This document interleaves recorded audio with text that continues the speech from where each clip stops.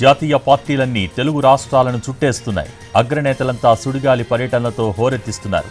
ఇప్పటికే 2 రౌండ్లు ప్రచారం చేసిన ప్రధాని మోడీ ఇవాళ మరోసారి తెలంగాణకు వస్తున్నారు. కర్ణాటక గుల్బర్గా నుంచి ప్రత్యేక హెలికాప్టర్లో మధ్యాహ్నం 3 గంటలకు మహబూబ్నగర్ జిల్లా నారాయణపేటకు ప్రధాని చేరుకుంటారు. మహబూబ్నగర్ బీజేపీ లోక్సభ అభ్యర్థి డీకే అరుణకు మద్దతుగా నారాయణపేటలో నిర్వహించే బహిరంగ సభలో మోడీ పాల్గొంటారు. నారాయణపేట సభ తర్వాత సాయంత్రం 5 గంటలకు హైదరాబాద్కు చేరుకుంటారు మోడీ.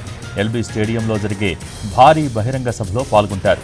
హైదరాబాద్, మల్కాజ్గిరి, చేవెళ్ల, సికింద్రాబాద్ లోక్సభ సెగ్మెంట్స్కు సంబంధించి ఎల్బీ స్టేడియంలో సభ నిర్వహిస్తున్నారు.